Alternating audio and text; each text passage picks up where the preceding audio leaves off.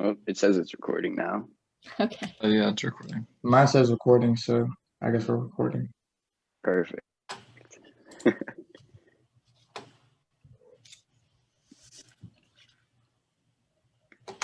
Chapter 5, we are group 7. Chapter 5, personality and values. I'm Evan Hilk. I'm Hunter Malseed. I'm Ashley Burhan. I'm Ashley Isaiah, Wilson. Isaiah Canterbury. All right, so on to the first slide, personality, 5.1.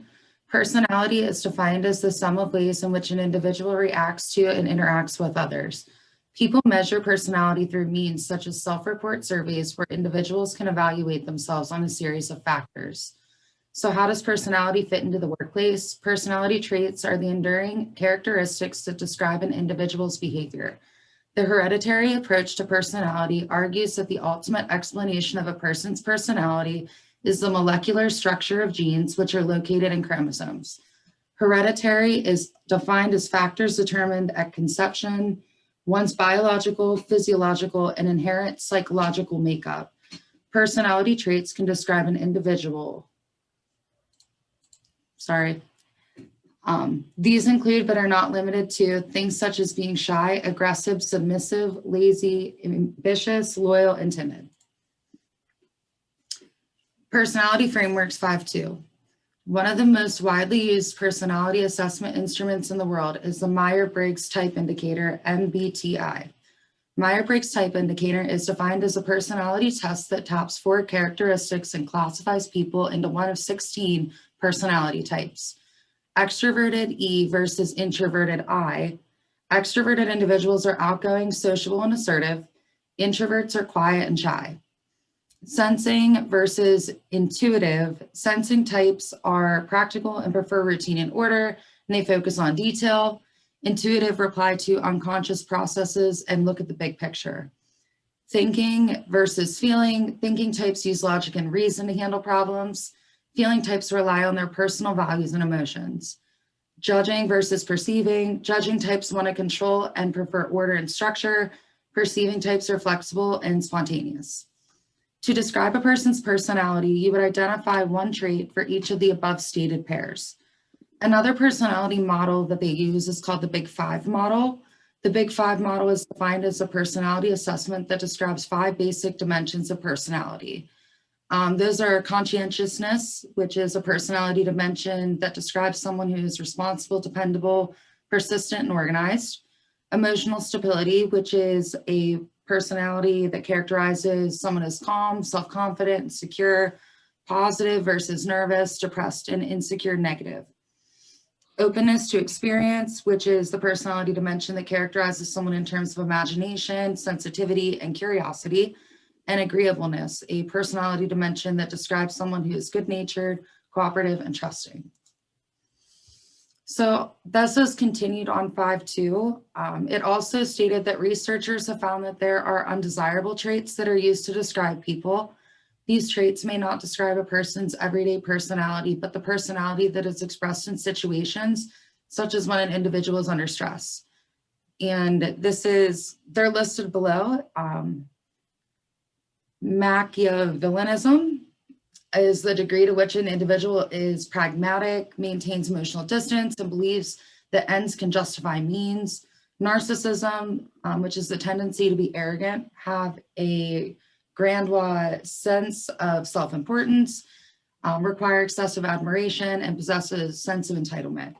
Psychopathy, which is a tendency to lack concern for others and lack of guilt or remorse when actions cause harm.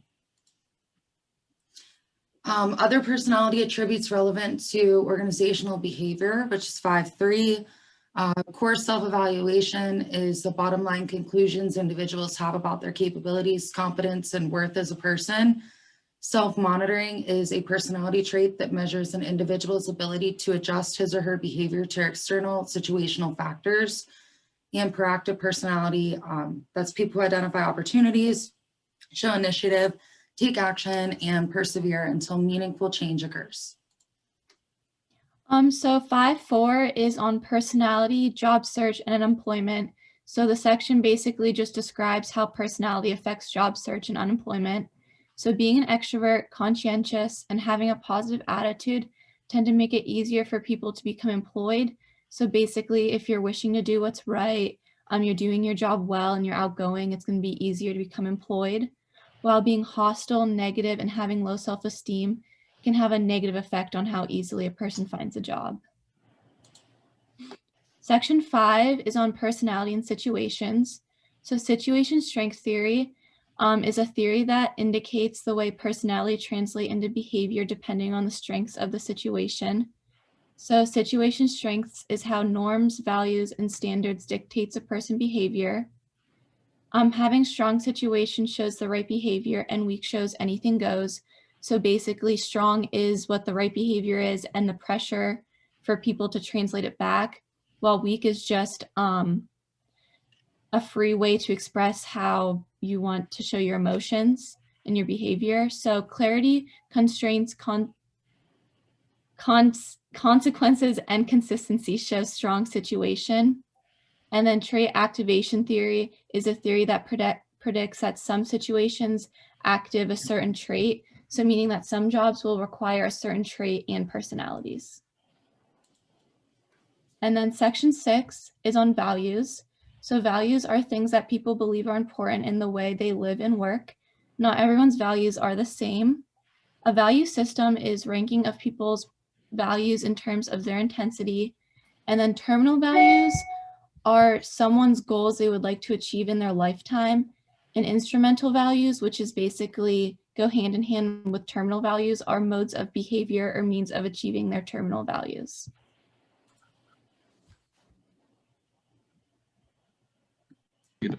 Section 7 is linking an individual's personality and values to the workplace.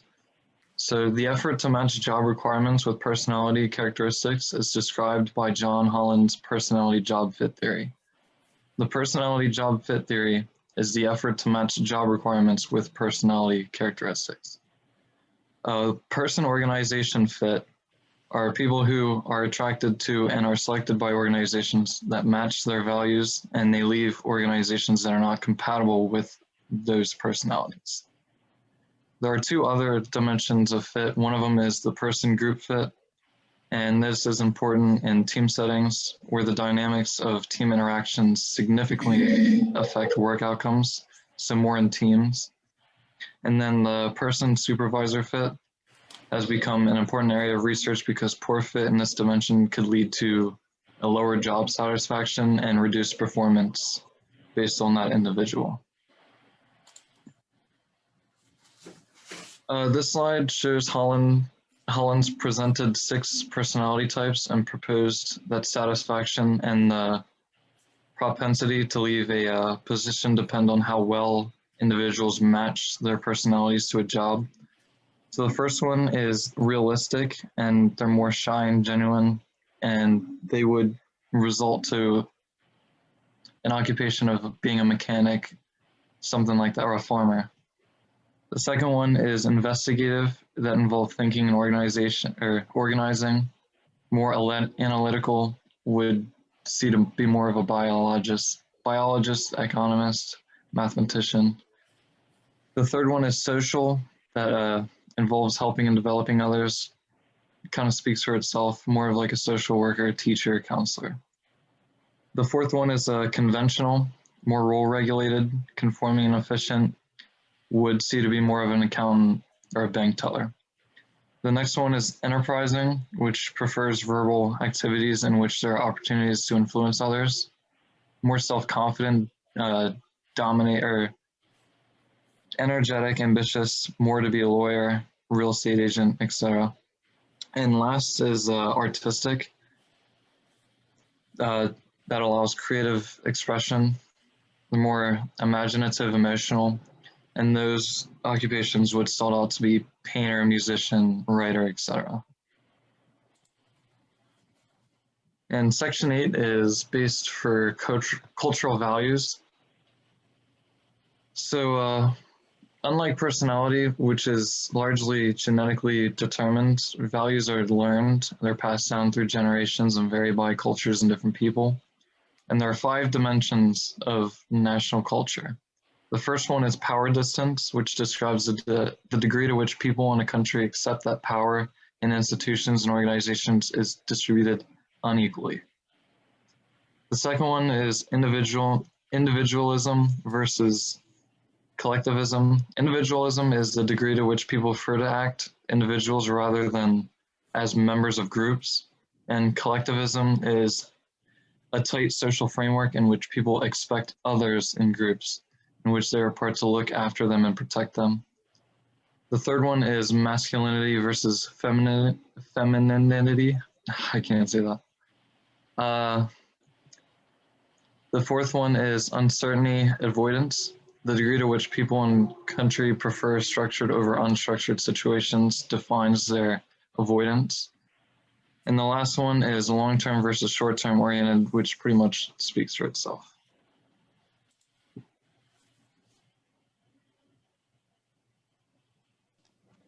Okay, now we're on the case incident on the cost of being nice. Agreeable people tend to be more kinder and more accommodating in social situations in the job place. Research has shown that these type of people tend to earn lower salaries. Agreeable individuals are less adept to distributive bargaining and salary negotiations, and they often negotiate lower salaries for themselves. They choose to work in industries or occupations that earn lower salaries, such as teachers and caring occupations. Earnings of a agreeable person may be reduced by the lower drive to emerge as leaders and tendencies to engage in lower degrees of proactive task behavior. Being agreeable can have positive benefits, though. They are better liked at work, more likely to help others at work, generally happier at work and life, and nice people may have a disadvantage at earnings, but wages do not define overall life satisfaction. And now we're on to our discussion questions. As a group, we recognize that personality is a big factor in the workplace. How do you think this can affect employment? And for chapter 5, also outline the importance of values. Do you think values play an important role in the work environment?